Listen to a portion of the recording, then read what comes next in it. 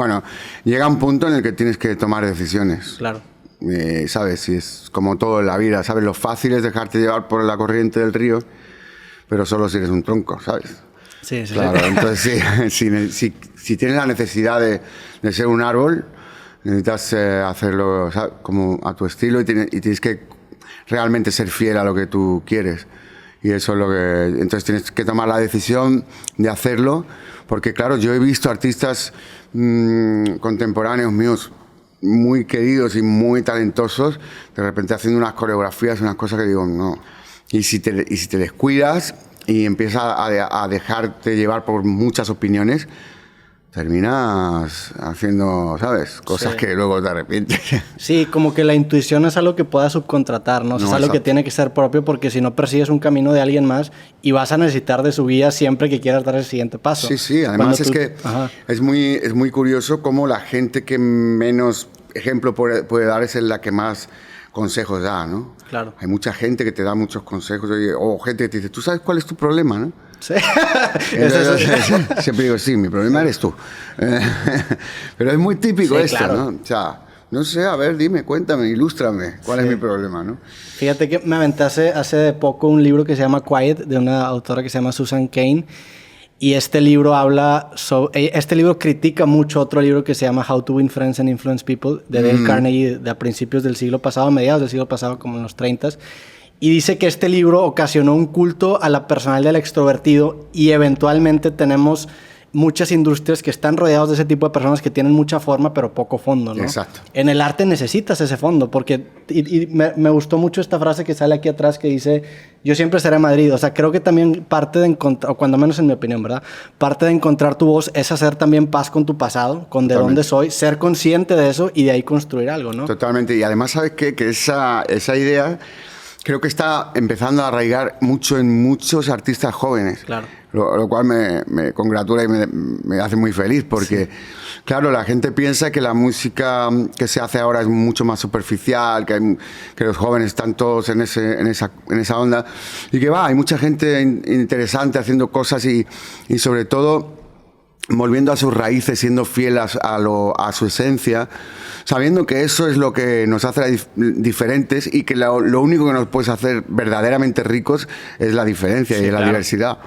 ¿Sabes? Entonces, claro, si entramos todos por el mismo aro y todos hacemos lo mismo y todos hacemos la misma música y todos somos de la religión del algoritmo, pues terminaremos por no adorar al Dios real que se llama música. ¿Qué opinas de este nuevo paradigma que hoy en día hay en esta industria musical, tanto con el tema, como tú mencionas, del algoritmo, con lo que viene de inteligencia artificial? O sea, ¿crees que estamos en una época en donde la música cada vez se va a hacer más similar en ese sentido? Porque, a ver, lo hemos visto en otras industrias. Yo soy programador y, por ejemplo, el diseño de páginas web antes era mucho más artesanal. Hoy en día hay muchas plantillas, hay páginas y hace que todo se parezca. Creo que hay algo bueno en eso, pero también algo malo. Se pierde la artesanía detrás, ¿no? Yo creo que hay, mira, para que veas lo importante de la fonética, ¿no? Es que emoción artificial suena fatal. Sí. Entonces, inteligencia artificial suena bien, pero emoción artificial suena fatal. Sí. Creo que hay algo que es imposible de suplir, ¿no? De hecho, se hicieron algunas pruebas sobre canciones, ¿no? Se han hecho algunos experimentos con canciones, componiendo por inteligencia artificial, y estarás de acuerdo conmigo en que no. Sí. Se nota, o sea, no, hay algo que no. O sea, yo creo que es una gran herramienta para usarse con un conocimiento y sobre todo con una inteligencia emocional también. Claro. Si no, yo creo que se queda en eso, pues en una especie de secretario, ¿sabes? Perfecto, al que le puedes dictar cosas, al que puedes pedir información.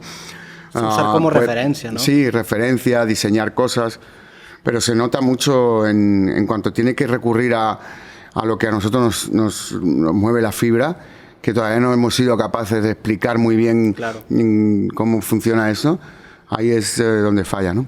También porque el arte tiene muy presente este toque de imperfección humana, ¿no? Aquí afuera había un cuadro de Bob Dylan que creo que es un ejemplo de este tipo de artista que, a pesar de no ser muy ortodoxo, pues conecta mucho con las personas. Sí. Creo que sí, la tecnología lleva todo a lo matemáticamente correcto quizá, pero también hay algo bonito de ver la imperfección, el trazo Sí. de la brocha, ¿no? En, Sí. en lo que sea que estás Bueno, componiendo. cuando me dieron el doctorado en Berkeley, una de las cosas que decía en el discurso era precisamente eso: la música es matemática, pero la matemática no es música. Sí. Y es lo que tú dices, ¿no? Al final, en el caso de Dylan o Leonard Cohen o gente que tienen esa forma de cantar imperfecta, con un cierto desafine, pero con un desafine que te acaricia, no sé. Claro. Y eso es muy difícil, ¿eh? Muy difícil, porque la desafinación es de las cosas, de los defectos, digamos, más notorios y que más complica, ¿sabes? La atención al escuchar Sí, el que más resto. te salta, ¿no? Exacto. Pero sí. ¿Te dieron un doctorado en Berkeley? Sí. Órale, o sea, ¿de cuándo Honoris lo causa. sacas? ¿Honoris causa? Sí, ya hace unos años.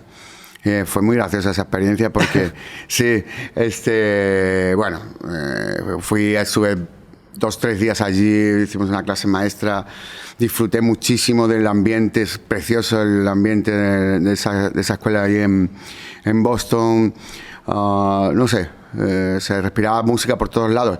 Y entonces cuando iba hacia el escenario, estaba esperándome el rector y todo esto, el catedrático, todo esto, y de repente estaban todas las togas colgadas de otros doctores que venían a mi doctorado, y entonces veo una de las togas, medía como 2 metros, y digo, no me digas que ha venido Juan Luis, que que le habían dado su doctorado también. ¿En esa misma generación? ¿O qué? Me quería dar la sorpresa, pero vi la toga de 2 metros, sí. Y me dijiste, es muy difícil de...